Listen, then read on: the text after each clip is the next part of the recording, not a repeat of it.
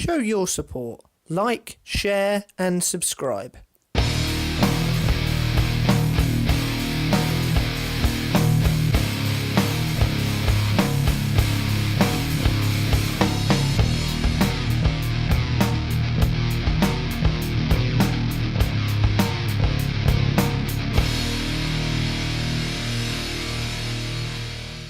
Hello, I am that British guy, and welcome to my review of the free PlayStation Plus games in the month of October for the PlayStation 3. Now, I've already done two videos this month, one for the PS Vita games and one for the PS4 games, so please check those out as well if you can. But for this video, we're just covering the two games for PlayStation 3, and they are Monster Jam and Hustle Kings. So let's start off first with Monster Jam.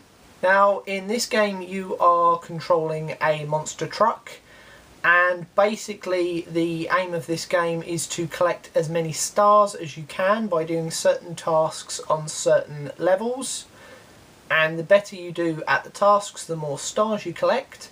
These stars then unlock different maps and different challenges within those maps so that you can attain more stars.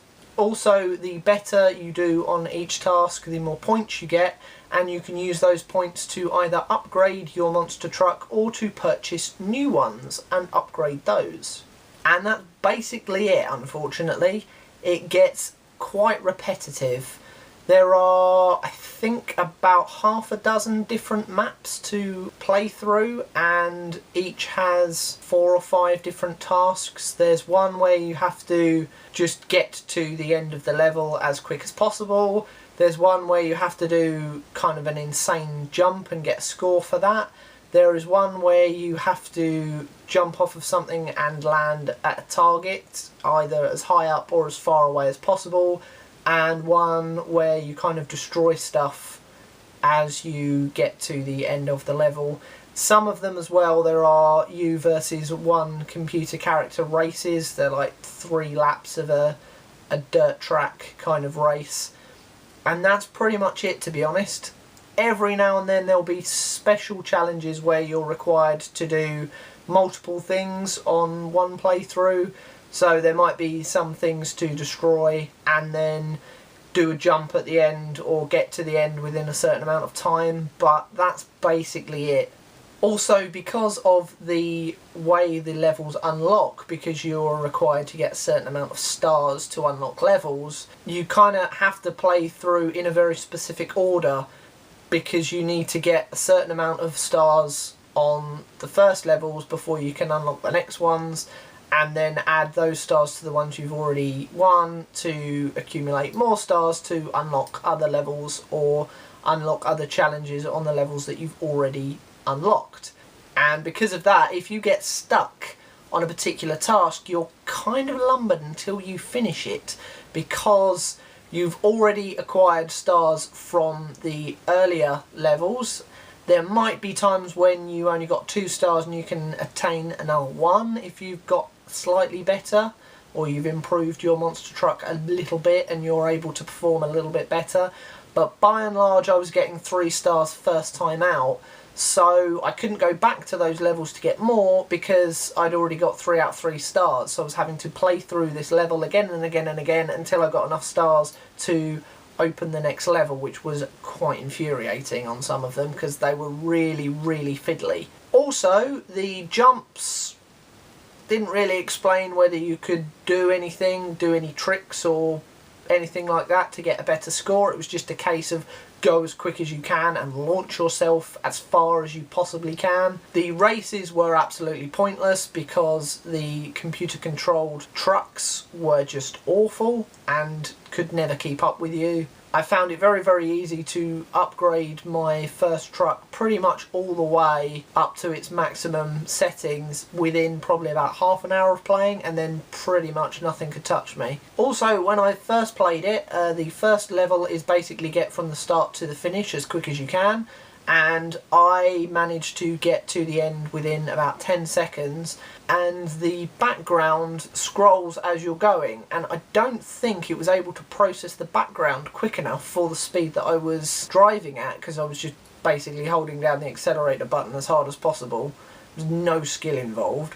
And the level managed to crash on me and completely freeze my PS3, so I had to kind of forcibly shut the whole thing down and try again. So that was my very first experience with the game, so as you can imagine I didn't have high hopes from there on, and it didn't really improve that much beyond there, to be honest.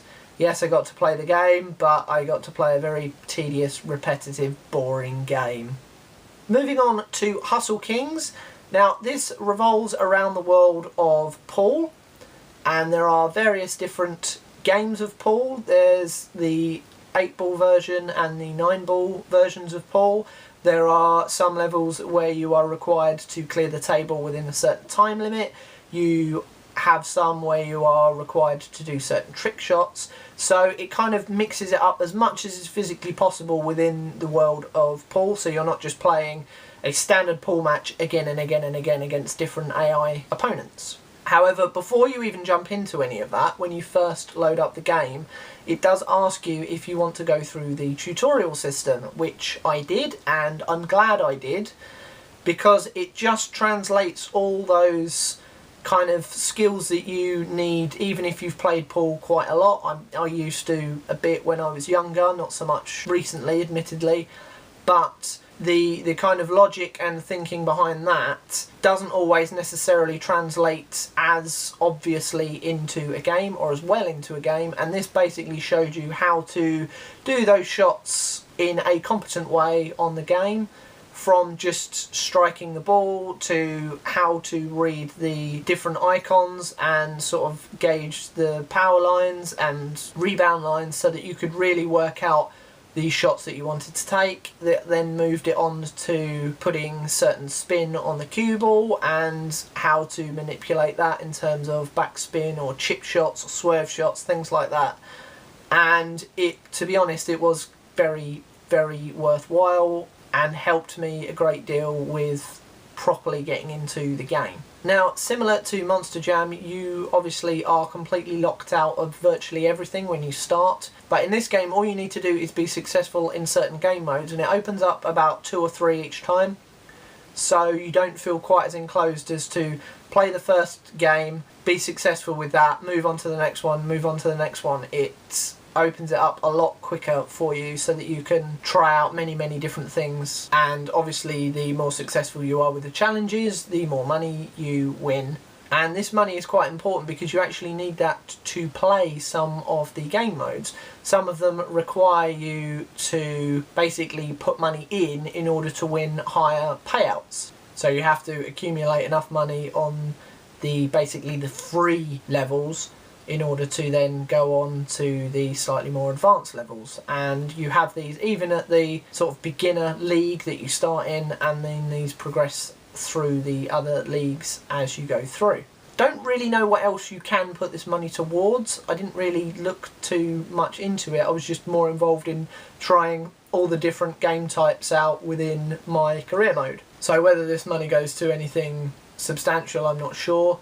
The one thing I was aware that you were able to purchase were different chalks, and the reason for this is so that it makes it easier for you to hit certain types of shots like spin shots or chip shots, things like that. However, these chalks are only obtainable with actual real money. They are essentially loot crates, which is a shame. I obviously stayed well away from them and just got on with my normal free chalk that's just your standard one that you do need to utilise every now and then just to make shots slightly easier if you haven't used some for a little while. And I just had to kind of make do when I wanted to hit specialist shots and just do it as well as I could do, because as I'm sure you can guess, each chalk that you purchased was only good for a certain amount of shots, so you couldn't just buy one type of chalk and then use that indefinitely.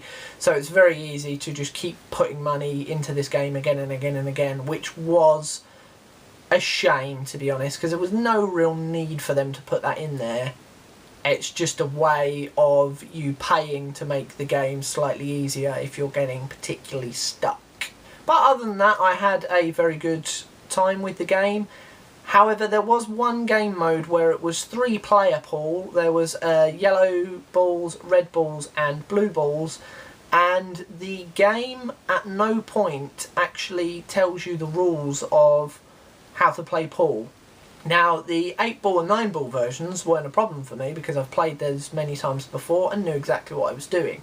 However, with this 3-player version, I had no clue what I was required to do in order to win. At the start, it tells you that you basically have a free table and you can pot any ball and then assign yourself a colour. So I did that, and I managed to clear my entire colour out first, and then the 2 computer players played out for the rest of the game, and I assumed that either I would be entered back into the game to help finish the table up with the 2 colours that were left over, but that didn't happen. So when the game finished, I assumed that I'd won because I cleared my colour out first, and that wasn't the case either. I somehow managed to come second out of the 3. And there was no real explanation as to why that was. There was no rules package within the game that I could look into as to what I needed to do differently next time in order to win the game, which was a pain, to be honest. Obviously, you can look those sorts of things up online, or if you just happen to be a massive lover of pool, you probably are already aware of those rules. But given that this was a game that was completely engrossed in the world of pool, it seems ridiculous that they didn't have a rule book for the slightly uninitiated, because after all, this is a video game, so the chances are it's being picked up specifically by video game fans as opposed to just pool fans, because there is no way that every single fan of pool is a video game fan, so they're not always going to pick up this game. However, it's more likely, because it is a video game, that video gamers will pick this up for a bit of a casual playthrough and then sometimes not necessarily know what they're doing with it because there are no rules given to you, which was a bit of a pain, to be honest.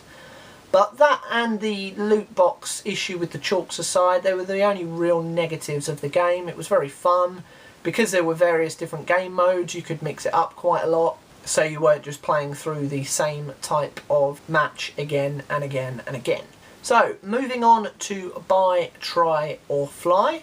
Here are the games. So we have Monster Jam and Hustle Kings, and next to those are prices, and this is the price that they generally retail for on the PlayStation Store. As you can see, Monster Jam is usually $7.99 and Hustle Kings is usually $6.49. Firstly, with Monster Jam, I'm sure this won't come as a shock to anyone, but I would definitely say fly away from this game. It just has nothing to it at all. It's so restrictive because of the way that it unlocks levels. All you're doing is collecting stars to unlock the next levels. They might as well have just put each level behind a wall whereby you have to play one to complete the next and the next and the next, rather than this stupid arbitrary star system. There's no point to that at all whatsoever. Definitely fly away from this game. So, Hustle Kings, if you are a avid pool fan, $6.49 isn't particularly expensive, so that might be worth a purchase for you. I would certainly suggest you try this game. It's quite fun. As I said, there are many different game modes within it, so you aren't just playing the same type of pool match, so that does vary things up for you quite nicely. So definitely worth a try while you can pick it up for free before the games change.